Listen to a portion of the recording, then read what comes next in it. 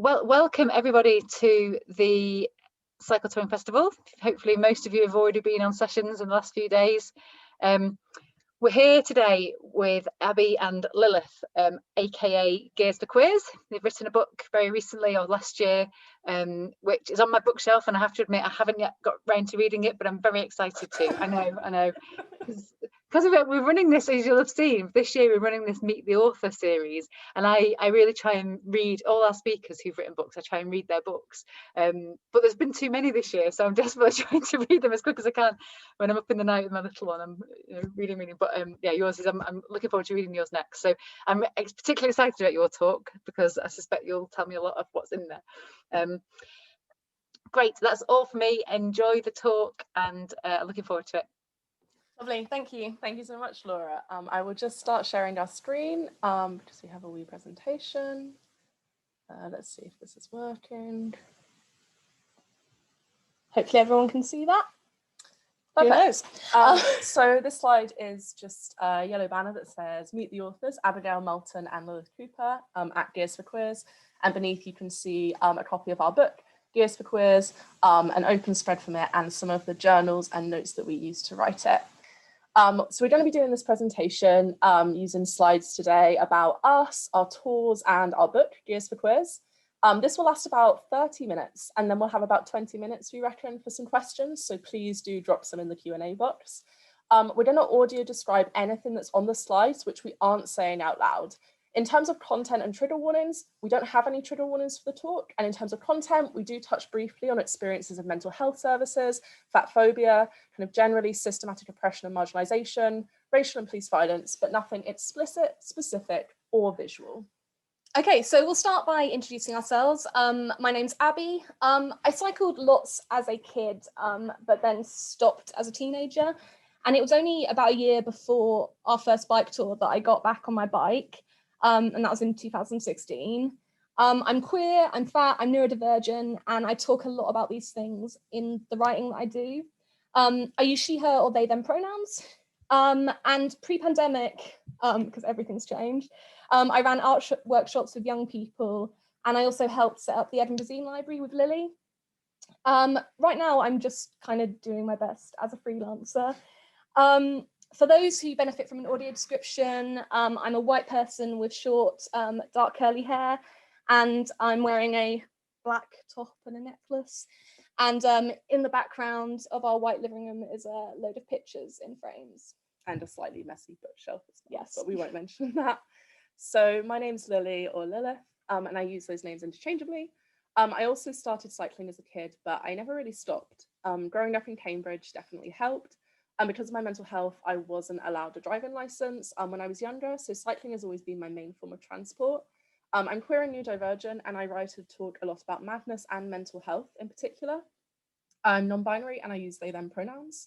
I've worked as a campus cycling officer at Fife College, promoting active travel to staff and students. I spent many years making people coffee in coffee shops, and I'm currently in the first year of a PhD, working with a collection of health zines that are held at the Wellcome Library in London. I also make zines, do art stuff, and generally also scrape along with freelance work. I'm a white person with hair that's shaven at the sides and long on top. It's kind of light green with major roots showing and tied back into a messy knot. I'm wearing clear rimmed glasses, a kind of bluey t-shirt and button-up shirt over the top. I'm sitting next to Abi in the same room. On this slide is a photo of Abi astride a bike, consulting a map and looking happy but sheepish, and a photo of me crouched in front of a camp stove in full rain gear, apart from my feet, where I'm wearing socks and sandals. So Lily and I met in Cambridge, and we moved up to Edinburgh in 2017 after our first tour. We now live on the beautiful Fife Coast, which I'd recommend if you've never been up here. We've been together for almost 7 years, and we got married in 2018. So as well as everything we've just described, we're also both newly published authors, and our first book, Gears for Queers, came out in June 2020.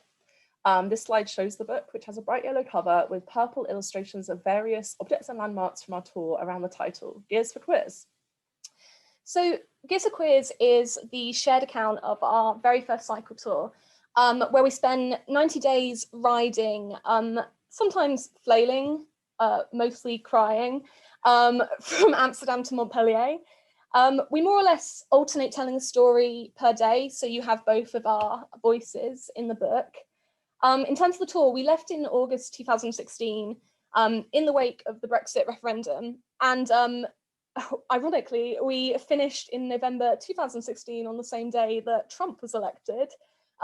Definitely not by design, and we definitely weren't running away from anything. But basically, we left without any cycle touring experience at all. And this book charts our learning curve, our relationship as a couple, and the changing landscape around us. So this slide here is a map of the journey we took. This is the picture that's in the front of the book. We started in Amsterdam, and we followed the Eurovelo 15 along the Rhine to Switzerland. From there, we sort of zoomed south along the Aare River, and I think it was the Three Lakes route in Switzerland, to Geneva. We were desperately chasing warmth by that point because we'd left in August and it was October by the time we got to Switzerland, so we were getting pretty cold. So we then ended up taking a train from Geneva to Lyon, and from there we cycled from Lyon to Montpellier, where we packed up our bikes and set off on foot into Spain. We have some video footage of our grand embarkment, which I will play for you now, hopefully. So this is where we left my mum's house in Cambridge, not having tried out riding our fully loaded bikes until the moment we realised we needed to catch the train for the ferry. In it, you can see we weren't the most streamlined tourers, and despite my immediate desire to ride with no hands, it took us some time to get used to riding such unwieldy bikes. It was a super hot day. We were both a little hungover from a barbecue the night before.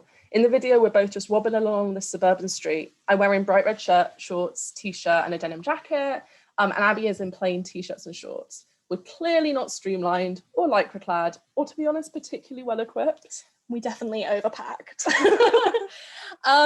So the tour was a huge journey, both emotionally and physically. I had never ridden a long distance before. I think the most I had ever been on a bike was for about an hour. So it was a huge shock adjusting to day-long rides. This slide shows two photos. On the left, Lily is sticking her head out of the inner tent, making coffee in the porch when we were in Switzerland and it was getting super cold. And then on the right is me about to set off on our second day riding. And I was super saddle sore. I had no idea why I was doing this. I was wearing cotton shorts from Sports Direct because I had no idea where to find padded shorts in my size and if I even needed them. Although I did finally in Switzerland buy a pair, and they've been life-changing. So for me, I'd spent a good portion of my adolescence and my early adulthood in and out of psychiatric hospitals, and I really didn't have any experience of like being away from my hometown or my support networks. I was really scared, to be honest, and although my experience of long distance running made me feel physically capable to keep riding, I didn't know whether I was going to be emotionally or mentally ready. And yes, as the photo on the left shows, I did pack a ukulele, a choice I regularly defend because once we leaned in and accepted that we weren't ever really going to look like or pack like kind of the cycle tourers that we saw on Instagram, we actually found a way of touring that worked for us. And we had some lovely rainy days playing. I'm justifying it now to Abby. I can tell in my voice. I was not happy and singing in our tent. ukulele. And annoying our campsite neighbours. We did a lot of that. So the photo on the right shows Abby in a grassy campground, and their kind of chaotically packed bike rests against a picnic bench. Okay. So cycle touring, as I'm sure a lot of you know, is a lot of like wild highs and wild lows. And I definitely felt like I was pushing myself mentally and physically, but there were such huge rewards. And I think when I think back about cycle touring, most often I think about those times that I felt most authentically myself and most connected with nature and just sort of like strong and powerful and happy. So this photo shows Lily standing triumphantly astride their bike with the spires of Mainz across the Rhine in the background. And then this one's me curled up in my sleeping bag like a cocoon, looking like the last thing I want to do is get up and ride my bike, which in the mornings usually was the case. I did not want to get up. So Abby's gonna read you a short extract from the book now to just give you a sense of kind of what we wrote and how we wrote it. This is about a particularly challenging day that we had in Switzerland. It was getting colder and we just left a youth hostel in Brugge, and we booked into another one about 70 kilometers away in Solothurn. Up until that point, we'd just been camping, but we were finding that many campsites weren't open out of season. We were a little anxious about wild camping in Switzerland, where we'd heard that it was quite like not popular. And we were really valuing like a warm bed as well, I think. But as soon as we stepped out to leave the youth hostel for the day, we found that Abby's bike had a puncture in their back wheel. We fixed it, only for her to get another. We thought we'd fix that, only to find that it was still leaking air with like many kilometers still to ride. Okay. Lily, I'm still struggling. It felt like I was pedaling through thick mud. I just couldn't work out why. Lily was cycling at a fair pace ahead. I'd been complaining for a good hour on and off, but we needed to get to the hostel and Lily wasn't stopping for anything. I need to stop, I shouted at Lily. They braked and turned. I stood over my bike and felt round to the tyre. It was completely flat. It's flat, Lily. I was annoyed. Annoyed at the tyre and the man who had brutally pushed the new tube in, and annoyed that I'd been riding on a flat for an hour while Lily ignored my complaints. I was totally worn down. I got off my bike and threw it to the floor. I give up. Lily wheeled over in stony silence. Let's have a break.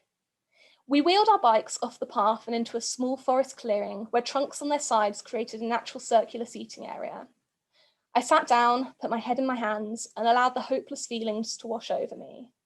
Switzerland had beaten me. The hills were one thing, the cold another, but 3 flat tyres? There was no way I could keep going. Lifting my head, I looked around me. Were these here when we sat down? Lily looked up and started. Surrounding us in the clearing were hundreds of strange wooden gnomes of different shapes and sizes who formed a circle with us in the centre. They were on the benches, in the trees, hiding in the undergrowth. If you looked anywhere long enough, one would emerge. It's like some sort of weird coven, I whispered to Lily. After all the troubles of today, it made sense we were going to be murdered by tiny mythical creatures. I looked from one smiling face to the next. I think they're mocking us. We sat, exhausted, in this surrealist nightmare. The sun was beginning to set, and we still had at least 10 kilometers to go. I don't want to be here when it gets dark, I half joked, tilting my head at the gnome to my left, which glared back with hollowed out eyes. Let's pump up your tyre and see if it lasts. We can always keep pumping it regularly until we get there. I nodded my head. Patty had been rideable for a while after leaving Aru. I walked over to attach the bike pump and started the laborious process of hand inflating the tyre to 100 psi. I removed the plastic nubbin. The valve was loose. Clearly, one of us hadn't fully closed it. I side-eyed Lily. Maybe this was the cause of our problems all the time? With the tyre inflated, we cycled out of the demented gnome forest and onto another long agricultural path. I felt miserable. Knockback after knockback had left me feeling like I wanted to quit. Being this drained, both physically and mentally, was something I'd never experienced before. I'd wanted to challenge myself with this tour, to see if I could push past my limits, but I hadn't known how I'd react when I reached them. What surprised me as I pedalled on and on was a deep sense of determination propelling me forwards. There was something there that wouldn't let me stop, something that had grown since the early days in the Netherlands. I felt more confident and more resilient. I felt stronger. The sun was setting quickly behind the Jura Mountains, and I pedalled faster, keen to get to the hostel before nightfall.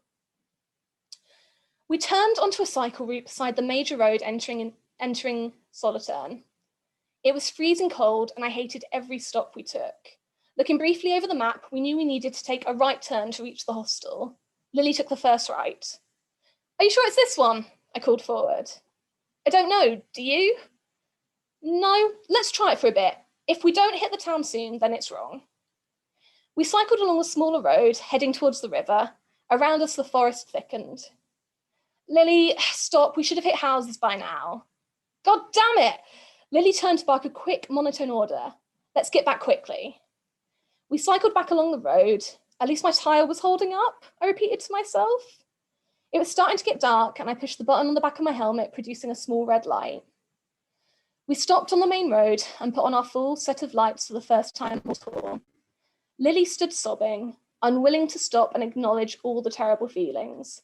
Today had been a disaster from beginning to end. With our last inch of stamina, we cycled into Soliterne. The reception was still open. There's 2 beds left in the girls' dorm, but you'd be sharing with a teenage school group. I stared at her. I was desperately trying to find the words that would explain to her why sharing a room with teenage girls might actually kill me. She looked up at us and, registering our dark ringed eyes, dishevelled clothes, and dejected expressions, typed something quickly into the computer. I'll open up a new dorm upstairs for you. I can't promise you won't have to share, but you might get lucky.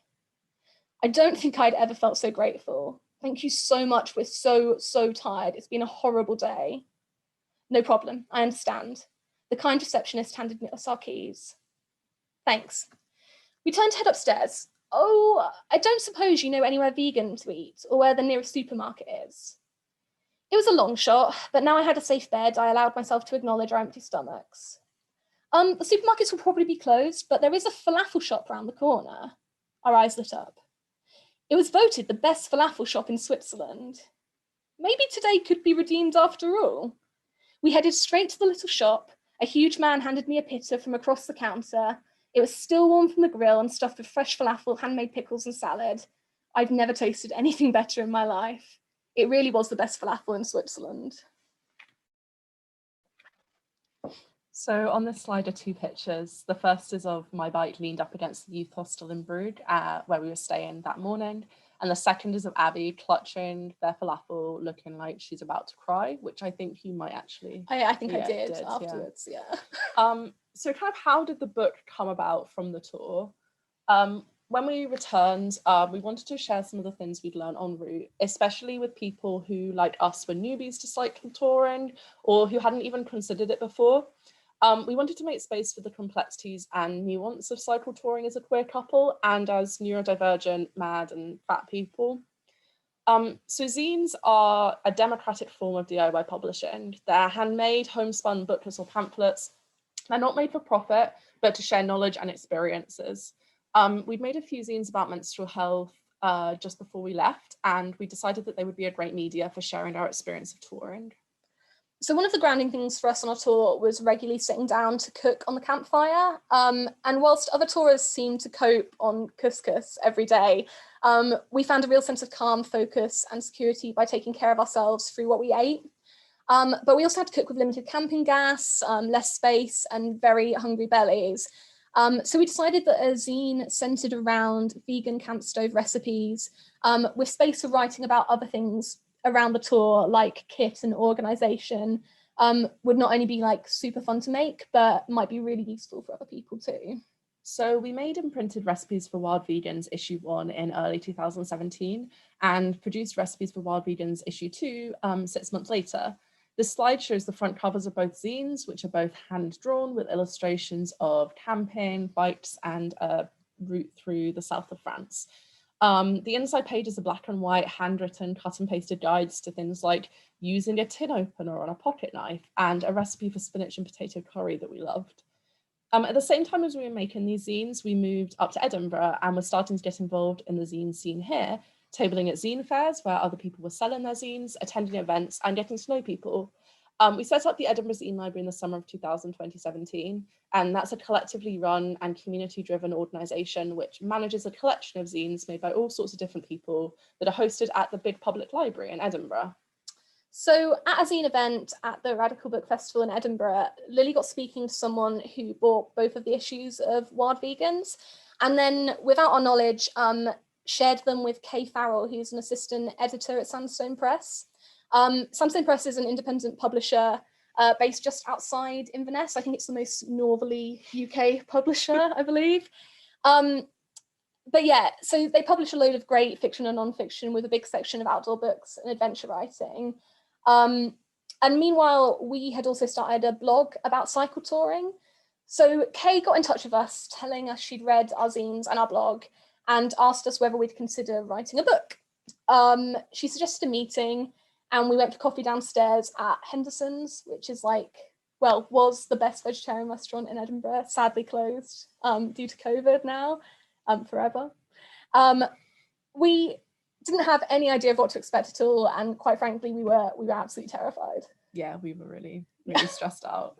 But Kay was super easy to chat to and friendly, and she talked to us about a desire to diversify the list at Sandstone, and really kind of laid out for us what the process of writing could look like. This slide maps out our process that we'll describe from being contacted by Kay. Kay got us thinking first about how we would craft a narrative out of our tour, how we tell the story of our trip in a way that people wanted to read, who we'd want to write for and why we were writing anyway, and how we'd balance our different voices and different experiences too.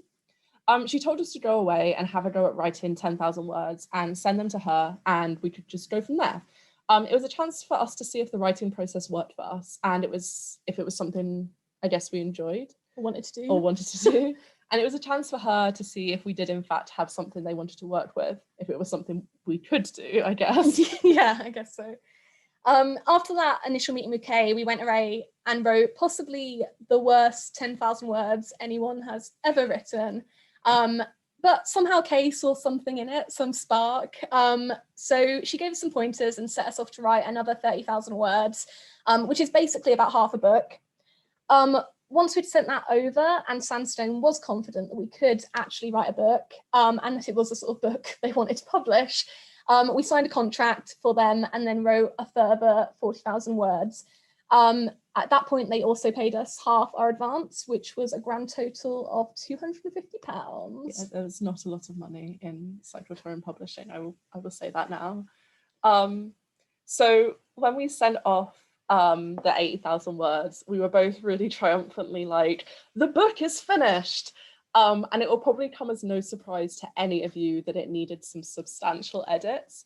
But we had other plans, so we left almost immediately for another cycle tour. In April 2019, we gave up our flat in Kirkcaldy and headed towards Budapest. I would probably not advise this in retrospect. Touring while editing was good in some ways, because back on the bike, it was easier to connect and summon I guess like some of the feelings of touring that are harder to put into words. We wrote a lot of the book based on my journal entries during the first tour, which were really not very expansive. And to be honest, on the next tour, I was definitely like, you should probably write down like how you're feeling and where you are and what you did that day, rather than just like had spaghetti, went to bed. When we were writing it, we did a lot of Google mapping, like where we could possibly have been, because we had no idea. But it was nice to edit while we were riding, because it kind of allowed our bodies to remember what it felt like. But to edit a book, we found it was really useful to have like regular internet access and not to be cycling for 6 hours a day. Editing a book feels like a full-time job, and it was something we really had to learn how to do as we went. You can see on this slide a screenshot of my comments on a Google Doc of the book where we were editing it, where I've just said, do better at some point. We ended up going through 3 rounds of edits before both we and Kay and Sandstone were happy with it. And we really appreciated all the support that we got from friends and family during this period, from reading parts of the book to correcting our terrible French to just buying just endless cups of coffee. So finally, we were ready with a publication date of 4th of June 2020. What could possibly go wrong, we asked. We won't jump ahead to that just yet. So overall, the whole process of writing the book took us 2 years. And we got to work on it in a variety of different places. This slide shows us working at it in a few different locations. So we've got Kirkcaldy at Kangas Coffee House. Again, another victim of COVID, best coffee house in the world. In Glasgow at the Flying Duck, fueled by milkshakes and burgers. In Cambridge, where we had to stop for a bit on our second tour because Lily had a tooth out, and we were waiting to then cycle down to Portsmouth to get the ferry, but we took a month off and wrote a lot of the book there in Indigo Coffee House. And then finally, at the end of our tour, we took a month off in Budapest to try and finish our last edit. Like, we're incredibly lucky to have been given the opportunity to write and publish a book, and we're not going to pretend like this is kind of an ordinary occurrence, and really try and acknowledge that it was an opportunity that we had access to and were able to act on, kind of in part due to our privilege. But we hope that Gears for Queers as a book demonstrates the interest in, the need for, the demand for different narratives in cycle touring. We also think it demonstrates the importance of different ways of doing publishing, in the sense of we'd never have considered a book a possibility for us, and it was really Kay reaching out to us that made us think, oh, we have something to say, like we belong on the bookshelves along with these other kind of thin, cis, het, white men. We really want to support other people to take up space in writing and talking about cycle touring. So I guess this is also, like, at this point, us saying that if you don't see yourself in cycle culture, if you're Black, Indigenous, a person of colour, queer, trans, intersex, fat, working class, and you want some advice or someone to read through something, or you need a quote for the back of a book, or you want us to share your work on social media, or anything really, just get in touch, because our inbox is always open to you. Yeah. We also promised to offer a little advice here, and I guess our main thing would be to not wait for permission to start writing. We found our voice and we found our community by making zines and by writing a blog, and through social media. And these small acts of putting ourselves out there were also how Kay found us. And as a result, we found ourselves working with someone who valued our experiences and voices and didn't want to censor us or squeeze us into a role that wasn't ours. So, after riding from Kirkcaldy to Budapest, we came home to Kirkcaldy in October 2019. We found a flat, we found jobs, and we started to prepare for the launch. By March 2020, it became clear that it wasn't going to go how anyone expected. We had to rally really quickly to find ways to share and celebrate the book through digital events and connections. I think all of us at that time were going through some really big adjustments. There was a lot going on. There is a lot going on still. But we were really lucky that our publishers Sandstone and our community were really up for trying things. We held a virtual launch watch party with recorded videos, music, stuff we liked off of YouTube, and enjoyed an evening just eating cake, which you can see in one of these photos, and chatting with folks. Emily Chappell did a lovely reading of her book. We spoke to Fian Shah from Categories Books, which is one of only a few queer bookshops in the UK and where we plan to do a physical launch. We spoke to some LGBTQ orgs working around cycling. We had a reading from Aris Young, author of They, Them, Theirs. And all of this is still on our YouTube if you want to have a watch. This slide has screenshots of 2 of the videos. We've really tried to embrace digital stuff since. We're still learning, but we're trying to make the most of this chance to do new things and connect with people that we might not otherwise reach and get to do events that we might not otherwise get to do. Yeah. One of the things we found is that writing a book isn't easy because it makes you feel super vulnerable. And it's really hard work, especially when you're balancing it with other paid work and life stuff. So one of the questions we ask ourselves a lot is, why did we go through this? So this is from the prologue of the book, Gears for Queers, where we assert, Gears for Queers can be read by anyone, but it is written specifically for the queers, for other fat, disabled, trans, female, femme, and non-binary people who are curious about bike touring.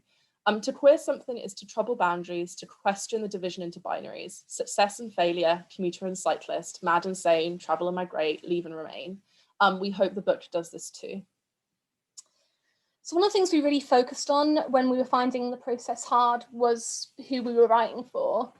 Straight after we first spoke to Kay, we sprinted to the Waterstones on Princes Street in Edinburgh and raided their cycling and travel book collection, because we wanted to see how other people approach telling these stories.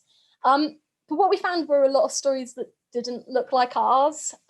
Cycle touring continues to be dominated by thin, cis, het white men. And that's not to say that they don't belong in cycle touring culture, but we wanted to hold space open for other experiences. All that being said, we are not the be-all and end-all of diversity and inclusion in cycle touring and travel writing. We're both white, we're both middle class, we're from the global north. But we felt like this book was an important chance to be part of conversations like this in writing about cycle touring, and to bring a certain complexity and be part of a different community of voices. Yeah, I think we wrote because we wanted to talk about some of that complexity. You know, we want to be part of a cycling and cycle touring culture generally, which centres the kind of entwined issues of environmental and social justice. We tried to do this throughout the book to a lesser and greater success because we're not perfect, the book isn't perfect, and like everyone was still learning. And I think representation, this idea of seeing yourself in something, is obviously part of it. But I think it's also about engaging with kind of the wider world. I think we can all acknowledge that cycling and cycle touring culture isn't this kind of utopia, and that we need to address white supremacy, colonialism, patriarchy, fat phobia, queer phobia, transphobia within it as well as outside it. You know, right now, bikes are being used as weapons of police violence. Cycle touring risks replicating the same old mechanisms of colonialism as we adventure uninvited through stolen lands. Cycling infrastructure is built predominantly to serve the needs of middle-class leisure riders. Cycling is still touted as a way to burn off calories. Just look at Zwift telling you how many slices of pizza that you've worked off in a session. And, you know, other cycle tourers are often at risk of violence because they don't look like what we expect cyclists or people in the outdoors to look like. And I think it's important to acknowledge that there are people leading in the way in this. There are people leading the way in this, and they are queer, trans, intersex, Black, Indigenous, people of color. And we are well past the point of being like, we need to acknowledge the diversity problem in cycling. And instead we should be asking, okay, like, how can we elevate? How can we be allies to? How can we enact solidarity with those people and communities who are already doing the work, who are already making the change, who are already fighting this fight? Obviously, in some ways our queerness is front and center in the book. It's literally in the title.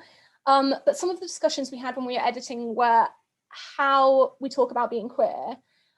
We've talked to other people, and one of the things they shared was this feeling that one of the important things about the book is this reading of queer relationships as being one of the more important things, rather than the queer, without the queerness being the most important thing. So yeah, reading about queer relationship without the queerness being the most important thing about it. Don't get me wrong, because our queerness is still central to our lives and identity, but also sometimes it feels like queer people are only allowed to write narratives about being queer. And we wanted to balance the ways that queerness threads into and shapes our lives and how we move through the world, whilst also talking about things we enjoy talking about, like reading maps and fixing punctures and eating copious amounts of food. Yeah, when Abby says reading maps, she means reading maps badly. Well, you can speak for yourself. I think also like questions of accessibility became really important for us in writing.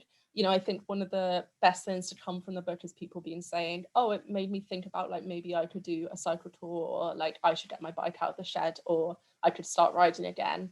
And this kind of relates also to our day-to-day like bread and butter work, which is a lot about getting people riding bikes like in Fife where we live. I think we wanted to write about the things and kind of express the things that made cycle touring harder for us than it might be for like someone who's, for example, like neurotypical, as well as acknowledge the things that made it easier for us.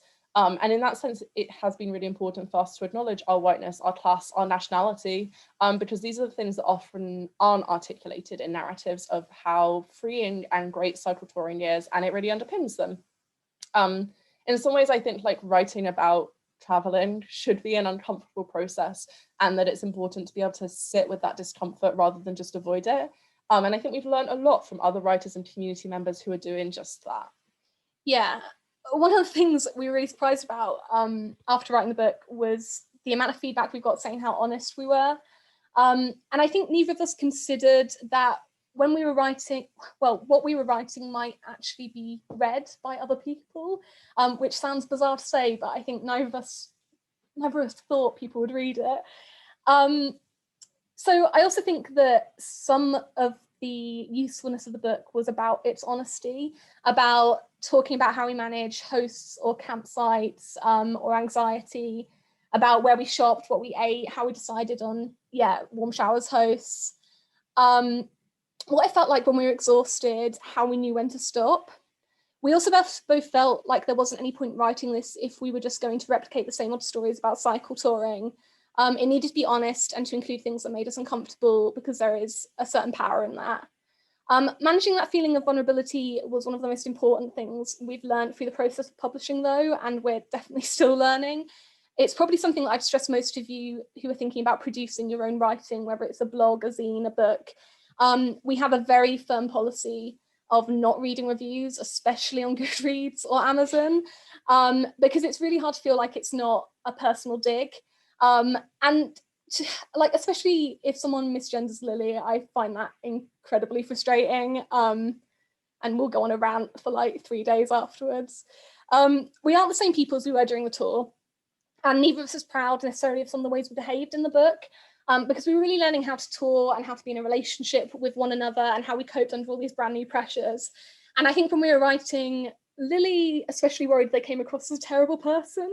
And I worried I was kind of writing them as a terrible person, but like, they're not. They're definitely not.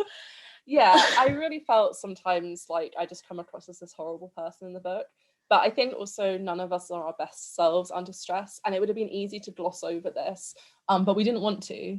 At the same time, we don't want it to come across like us just being miserable all the time. And I hope we've managed to communicate some of the joy and fun and silliness of both cycle touring and our relationship in the book. I think one of the things I found most difficult about the book was balancing the need for this kind of narrative arc, this journey, with a feeling that this was just like a constant thing in process. Spoiler alert, sorry, Laura, we didn't actually finish this tour as planned. And I didn't finish feeling like suddenly recovered or better. I actually needed time to recover from the tour. And it often worried me that the book doesn't have this satisfying, successful, pushing through limits, anything is possible ending. But I think part of writing about disability as a disabled person, about neurodivergence, is rejecting the idea that our stories should look like other stories. And I think it's important that we wrote about, you know, like, I hit my limits and I respected those. And what does that mean? And what does that look like? So we're almost finished with our chat. We just wanted to talk a little bit about what we're doing now. So we don't actually see writing a book as some sort of graduation from making zines, and we're still avid zine makers. We're still continuing our vegan recipe series, and we're making zines about other parts of our experiences. We started a Patreon, and our first zine is an incomplete A to Z of cycle touring for mad and neurodivergent folks. I've also made this fat cyclist manifesto to try and challenge some of the fat phobia that's really ingrained in cycling and cycle touring culture. I also just wanted to show that, like, fat people cycle tour too. Yeah, completely losing it now. And that we don't do it just to get fit, and it can be a really joyful experience. I've also started making mini zines about some of my other interests, which is mostly bodily functions like weeing outside and periods on the tour, because I think they're often glossed over in wider narratives about cycle tours. So what's next for us? Who knows at the moment? I don't think anyone else does. Honestly, like, preparing this talk has just given me such a heavy longing to go on another tour. And just I keep adding to the list of like trips that we want to do and bike rides we want to do. On this slide, you can see Abby pointing hopefully onwards, astride a bike, and this was taken on the end of our last tour in 2019 on the way to the ferry at the Hook of Holland. So we've been working on our Patreon and making more zines. We've kind of continued trying to get involved speaking about the book and our experiences at different events. We're still cycling, although mostly indoors, because I got diagnosed with osteoarthritis recently, and that's been a bit of a journey, but we've got an e-bike in the works. And you can see on this slide a picture of Abby riding on Zwift and looking very cute, I think. We're also continuing to explore the Fife Coast on 2 wheels, but also excitedly by kayak. And one of the photos on this slide is Abby in a brightly coloured sporty 2-piece sitting in an inflatable kayak in our living room on Christmas Day. Although we've yet to find a similarly like satisfying pun-based name to do with boats. And finally, so we really enjoyed the Cycle Touring Festival last year, and one of the things that we did as part of it was the Cycle Touring Festival zine. We're doing it again this year, so if you want to submit your own work to the Cycle Touring Festival zine, you can check it out on our website, more information on our website, which is gearsforquiz.co.uk. I also think the Cycle Touring Festival is linked to it on the Facebook and the Twitter, so we'd love to see some of your submissions about cycle touring. And finally, if you like what we're doing, you can support us on Patreon. This slide shows some of our Patreon zines, our A to Z, bonus poster of Kawaii toilet roll, a wee guide to weeing outside, and Abby's current work in progress, which is a tribute to Sudocrem. And yeah, if you want to read the book after this, you can get a copy from any bookstore, but you can also get a signed copy directly from us at gearsforquiz.bigcartel.com. yeah, Cool. so that's us. So I'm going to stop sharing and take a look at some of the questions that came in on the Q&A. I think that's us stop sharing. Yeah. And there's the Q&A. So we've Let's got, have a look. so I think what we'll do is just take turns deciding what questions we want to ask. So That's an interesting one. should we answer that one? Yeah, let's go and for then that maybe first. one about the practicalities of the zine and the practicalities of writing. Yeah. Okay, so we've got a question here that's someone asking, as an Eastern European queer person, I'm reluctant to go back to Eastern Europe due to homophobia. I wonder how it was cycling in Budapest as a queer couple. I hope you did not experience any homophobia. To give some context to this, the climate, especially in Hungary at the moment, towards queer people is very hostile, and that's kind of reflected like politically and in law, as well as kind of culturally at the moment. And there are kind of similar attitudes in various other countries around that area. Yeah. And it was something that we considered when we were planning to tour there, and something that we spoke to some friends who were from, we got some friends from Hungary and some friends from Bulgaria, and we just kind of asked them like what they would suggest and what they would advise. And they were basically just like, you know, in some sense, the same rules apply as here in the UK. It's about judging context, about thinking about how you feel safe. In some senses, we're lucky, I guess, that we can kind of submerge our queerness and just be friends. And whilst that feels a bit like a war of attrition sometimes on like our well-being, it is a way of keeping ourselves safe. In general, we had a really positive experience. This is partly because of the places that we decide to stay. It's partly because on things like warm showers, we're really vocal about being queer, and that sort of filters out people who don't like queer people. Let us stay. We were cautious. We didn't really do public displays of affection in general. Yeah. And I think we noticed that towards the end of the trip. But yeah, I think that was. Yeah, like you said, I think one of the things that we just started doing was being mates around other people, and that kind of sucks sometimes, but it's sometimes worth it not to have to deal with the like potential consequence, like what's the word, like the risk. I mean, ultimately the risk of violence, that's what we're talking about, which I think is an important thing to articulate, because it's also not talked about a lot in like active travel, that like why people might choose not to cycle or to walk is because, you know, if you're queer, if you're trans, especially if you're like a trans person of color or someone who's black and trans, you are at an increased risk of violence when you're walking or cycling compared to like if you travel in a car or a taxi. So I think it's worth acknowledging that kind of underpins some of that stuff. But like we found also some really nice like queer communities in especially in Budapest, where we stayed there for about a month. So we definitely had some like really positive experiences there. Yeah. But you do notice that kind of like slow attrition, I think. So do you want to choose a question now? Yeah, what's the easiest way? Let's have a look. Go down.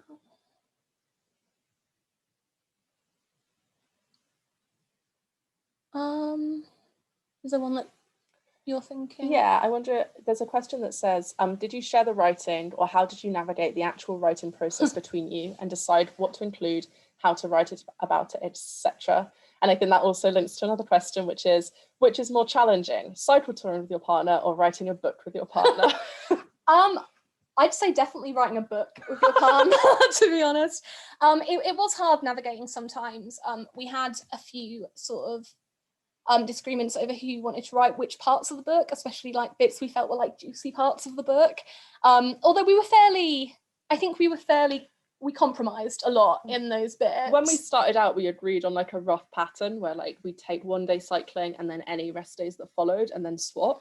And that sort of like laid the framework, and then we negotiated within that framework for like, if we felt like a story was particularly mine or particularly Abby's. There's one day that we both wrote about, and we included that day, both of our accounts of that day, because we had such a cracking argument. We still can't decide whose account of that day better reflects what happened. I mean, I think you'll always, it's mine, but yeah, and I think the editing process was actually one of the harder bits rather than writing, because as we were editing, we were really keen not to start talking in each other's voices, which was like remarkably easy to do, especially when you were looking at your partner's writing and being like, oh no, I'd write it like this, because then you're starting writing in your voice. So you had to be very careful not to sort of push down their voice because you felt they weren't writing things well, which we both did to each other, I think. Yeah. I think also in terms of like what we decided to include, we were like, that was a learning process in terms of like where our boundaries were, what we wanted to talk about. The only thing that Kay stopped us from including was a particularly graphic description of Abby needing the toilet in like by a river. Yeah, I don't think it was just like graphic. It doesn't need to be that much detail. But there was stuff like, you know, we talk about like sex in the book. Sorry if any of our family members are on the call, but that's relevant in the sense that like we didn't want it to come across like we were just friends who just like happened to go on this trip together, like we're in a relationship, but also like a bunch of people were reading this who were like either family members or who we didn't know. So we had to really judge like what we wanted to include, what we wanted people to know about, how we could like give an honest account of it without like feeling too vulnerable or like overexposed, but also without censoring ourselves. Yeah, exactly. Yeah. So let's go from the top. So there's some questions about zines that I guess I'll just cover quite quickly. So someone's asking about what software we recommend for putting together a digital zine. So we tend to use Adobe because I have Adobe Student. So we use InDesign. There's some really good resources. There's a zine distro called Tender Hands Press that runs out of Glasgow, and they have a set of resources about producing a zine using InDesign. And that's really useful. And we've also got some resources, I think, on the Edinburgh Zine Library site about creating like accessible PDFs and stuff like that, which is really important when you're making digital zines and something that we've been learning to do increasingly recently. Yeah. Are these our drawings in the zine? Someone is asking.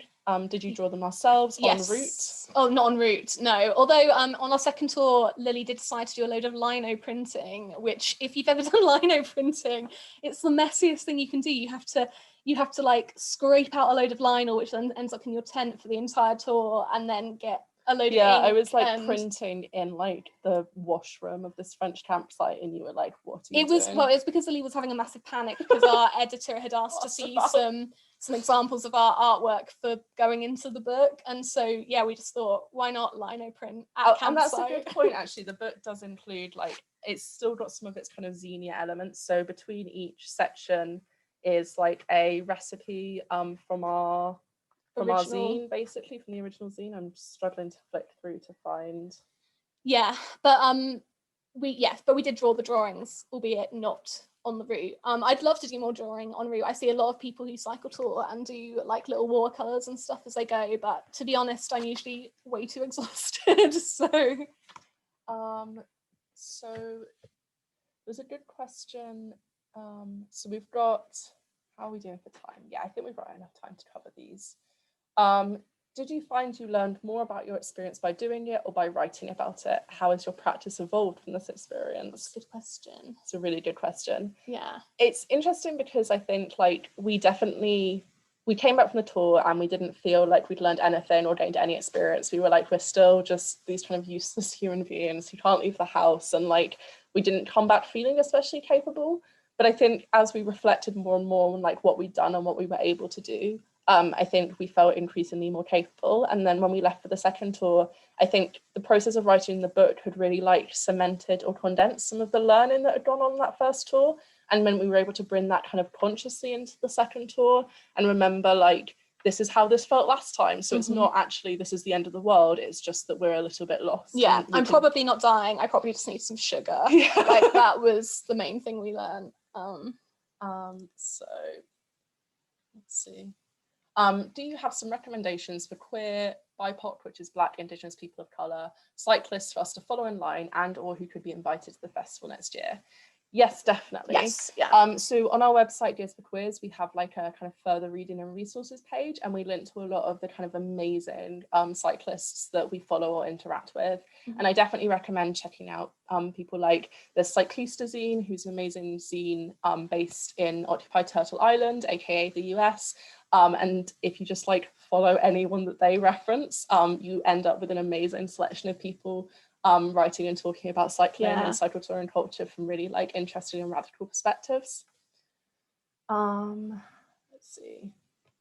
So you could read this one aloud. I realise I'm reading them all aloud. This one here. Yeah, I could all just work through the last. I talked a few times about being still learning, or Lilith as in process. Do you feel you so much experienced activity to achieve a result, or that experience altered what you regard as relevant, how it changed you, what you learned? Yeah, so I think it wasn't that like we had an end goal or end result in mind. I think we acknowledged that like for us figuring out how to be in the world, both as neurodivergent people, as a mad person, is a constant work in progress, and also like as people who are, you know, white and middle class and British nationals, you know, kind of anti-racism and anti-colonialism is a constant process of learning too.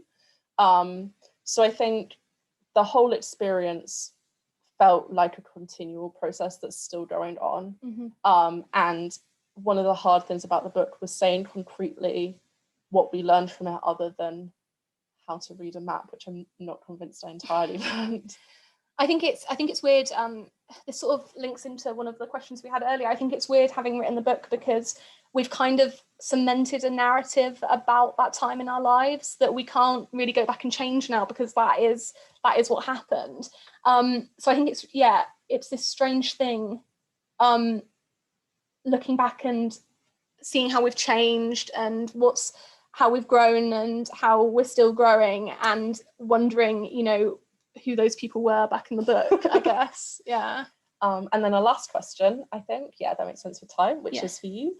May I ask for advice on where to go for clothing for larger bodies? Not wanting to turn this into an advertisement, but also feel free to contact us. And you've written a blog post on this as well. I have. So there's a blog post on our website which is called Clothing for Fat Cycle Tourers, and I talk a lot about what sort of clothing you can get and what you can wear, and also talk about it in terms of like finding clothing that's a bit more gender affirmative if you're maybe more butch as well.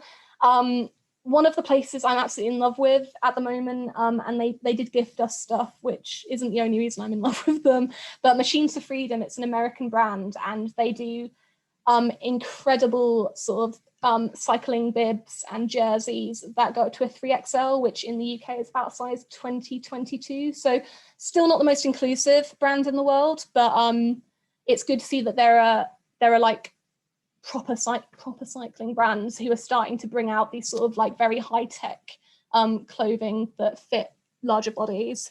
My main thing that I would say is you just have to find clothes that you're comfortable cycling in. I think it looks different for everyone else, especially during cycle touring. Like I am not the sort of person who would ever wear cleats, or who even would wear that much lycra. I like a padded short, but I wouldn't necessarily wear a jersey when I was cycling. I mostly cycle in sandals and cotton t-shirts. And part of that is to do with the fact that I have like quite a lot of sensory processing issues as well. But yeah, finding things that are comfortable is the most important thing. So like the sort of, you know, main UK places that do bigger sizes like M&S and like, you know, ASOS and stuff. Evans. Yeah. I know a lot of them are evil, but sometimes you have to make do when you're bigger. But yeah, feel free to get in touch with us if you have any questions about that. And we do have a blog post on Gears for Quiz about that too. Yeah. So I feel like we've come kind of nicely to the hour. Like we stayed pretty on time for that. I was a bit worried there. We did get another Where question. should we buy the book to maximise benefit, financial or otherwise, to you both? Yes, directly from our website. Yeah, directly from our website. Because then we like rake in the cash as the distributors, as well as the tiny royalties. Which I just want to mention, we're not ungrateful in any way. No, or sense, but I think it's really important to articulate that like we don't live off writing at all. Like this is very much like a thing that we do because we enjoy it, we value it, it's important to us. We make a very small amount of money from it. But we love doing it's not like a solid income. I would not suggest cycle touring writing as a solid income source for you. But like buy it directly through us and we'll sign it. And like I said, if we have any bits of merch lying about, we usually chuck in a bit of that as well. Although also at this point, we also do like to say that, like, if you have a local bookshop that you love, we do not begrudge you buying it from your local bookshop, because small independent bookshops are having a hard time at the moment. So like we really encourage you to support your 100%. your local bookshop. Perfect. I think that's the end of the questions then. And Laura has helpfully popped back up on the screen to wrap us up. Hi, Laura. With a tiny human. Joined by Edward today. Thanks so much, guys. That was really brilliant. It was a really interesting insight, and I think it's really important that we hear voices like yours which highlight these issues which perhaps some cyclotourists, I think the majority of cyclotourists probably aren't even aware of. So it's really good to have you banging the drum for this kind of stuff. It's really inspiring. So thank you very much for coming and joining us. I don't know what you think about this, but there's a company in Yorkshire, in Ilkley, who make plus size cycling clothing called Fat Lad at the Back, and Fat Lass at the Back is the female brand. And you see them, people cycling around in the Yorkshire Dales with flab written on them, and I'm always a little bit uncomfortable about it. Like, I really like the idea, but I don't know, I've heard mixed views of it. Have you got any view on them? So I've heard of the company before. I had a bit of like chagrin with them because they were posting like weight loss stories, which I'm very anti. But overall, I think it's great that there's a company in the UK like that who's like creating these things. And in terms of the wording, I call myself fat because it's a sort of a reclamation of the word rather than all of the. I think there's we live in a society that puts a lot of like negative connotations with people's body sizes and with the term fat. So fat doesn't just mean you're big, it means you're lazy, it means you're unintelligent, it means all of these things. So I think it's really great to get to a point where if you're comfortable saying it, like I'm going to keep saying I'm fat, and I would happily wear something emblazoned with flab or Fat Lad at the back on the back of it. Yeah, so you always get so excited when we see flab riders. I am very excited when I see flab riders on Swift. Yeah. It's interesting to hear. Okay, yeah, I'm totally with you. Like I'm not a stick thin person at all, and I think what the stuff that you're talking about with that really resonates with me. I think it's really important that we showcase people who cycle a long way actually, and can cycle really hard, who are all different shapes and sizes. Like it's really important, I think, that message. I cycle, I still feel really embarrassed talking about this story, but I cycled around the world, and cycled across the whole of Europe and the whole of Turkey, and got to Georgia, and I got to Armenia, and somebody in Armenia asked me why I was still so fat, and I'm like 12 to 14, and it made me really upset. And I was like, how dare you? Like, first of all, I'm not, who cares anyway? I've just cycled all this way, shut up. It's so frustrating. I was actually, one of the things I talk about in the book was how worried I was that when I came back and I was still fat, people would, or like I'd lost a little bit of weight during the tour, and I was worried that the main thing people were going to want to talk to me about was how I'd lost weight and not like cycled this huge distance. And you just want to be like, it's not about my body, it's about like how awesome I am for cycling this far. Like so it's very frustrating when people focus on that. Absolutely. Only if people complimenting me on the size of my calves, then that's fine. I'm like, it's really hard to build these up. I'm like, I do have massive thighs, and I've worked really hard to get massive thighs, so I'm really proud of it.